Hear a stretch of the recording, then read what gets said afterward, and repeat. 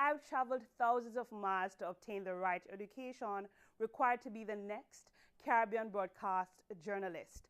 I understand what it means to sacrifice, leaving my family and home to study in the United States to follow after my dream was in itself a sacrifice.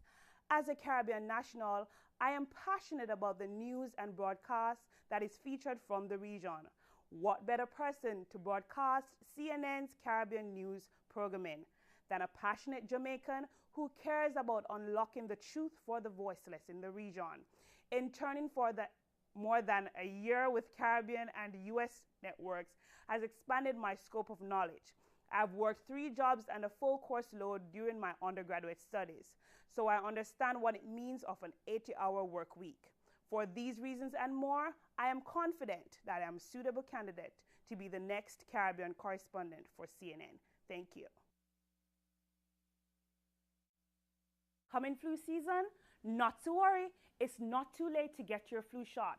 It takes 2 weeks after vaccination for antibodies to develop in the body and protect you from the influenza virus. Protect yourself, get your shot, wash your hands frequently with soap and water, and drink plenty of water. Remember to cover your mouth when you sneeze and cough. For more information, please visit your local clinic or www.flu.gov. Stay protected. A family of 4 was killed along the Falmouth bypass in Jamaica. The Bahamas will host the 2013 Caribbean Games. Good evening, viewers. I am Kristen King. Welcome to your Caribbean News Roundup. A multi-vehicle collision left 4 dead and 6 injured on the Falmouth bypass in Jamaica on Tuesday evening. 32-year-old Rodney Drummond, his girlfriend, and their 2 children were killed in the crash. Falmouth police say the crash was a result of speeding on the One of the 4 victims pronounced dead is now alive. Don Patrick was pronounced dead yesterday afternoon in a motor vehicle accident in Couva, Trinidad. As the family prepared his death certificate, doctors managed to get a pulse. Patrick is in San Fernando Hospital in critical condition. Jamaica has topped the yearly Caribbean athletic event with a total of 69 medals. The Bahamas followed with 31 and Trinidad rounded up the top 3 with 20.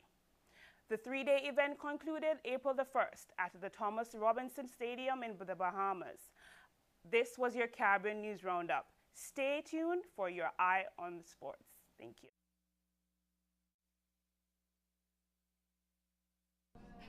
Good evening, viewers. Welcome to Beyond the Dream. This is your Caribbean programming highlighting the success stories of Caribbean immigrants in the United States. I'm your host, Kristen King. My guest in studio is Cadian Williams, a native Jamaican who has served in the United States Navy for 6 years.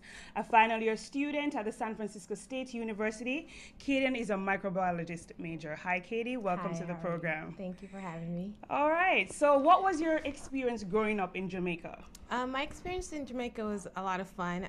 In Jamaica, there's more room to play. School was fun.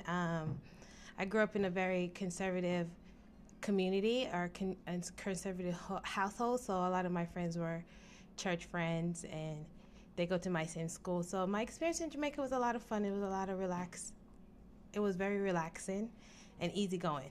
All right, so you came to the United States at 10 years old. Yes. Tell me about that transition coming here. It was hard. It was difficult for me to transition from Jamaica to America because, one, it was hard to find people that were relatable as far as kids.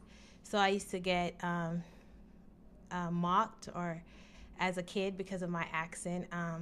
It was a culture shock for me because in Jamaica, we have trees and all these things. I come to America and it was buildings and lights.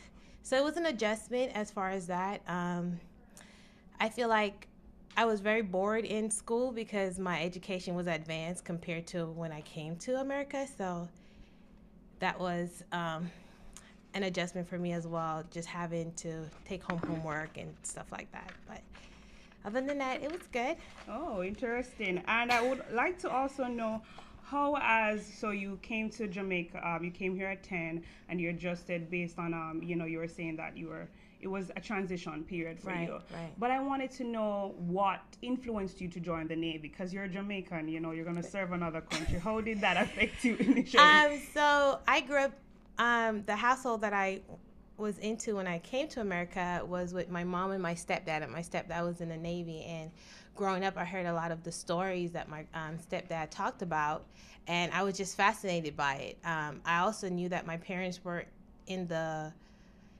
wasn't able to afford my education, so I also decided to join the military for that reason too. So, and I wanted to get away from home. So, so, you know, my mom gave me the option of going to school and get a job. So I joined the military and got a job. So. How was that 6 years experience? It was a blast. I had a great experience in the Navy. I traveled all over the world. I got to just. It was a place where I could act crazy but still restricted, because I came from such a conservative Christian home. I was very sheltered, so joining the military was, one, a culture shock, and two, it allowed me to wild out, like they would say, but still with restriction, because if you get in trouble in the military, it's kind of harsher than in the civilian world. Right. So, and it also caused me to grow up, because your task, your job, your job in your field or whatever job you're doing in the military, you are responsible for someone's life. So it caused me to grow up as well. So I had a great time. You had a great time. Yes. Was there any instances in the military where you had to rely or to draw back to your Jamaican culture or to your Caribbean roots?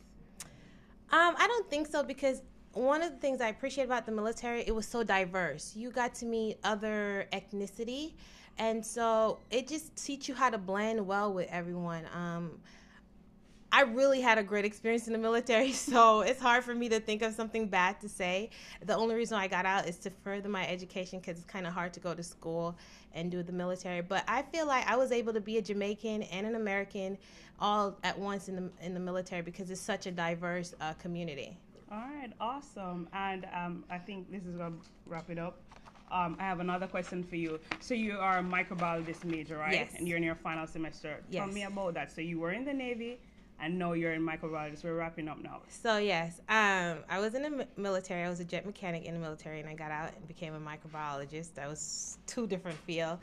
But I got tired of doing what I did in the military, and I like viruses. I'm really fascinated with the HIV virus, the ability for it to manipulate, do its own thing. So that's what drew me to that field. Well, I'm glad to have you here, Katie, and thanks for joining us. And viewers, thanks for tuning in to Beyond the Dream. I am Kristen King, and we are really appreciative of having Katie and Williams with us today. Have a great afternoon. Stay tuned in.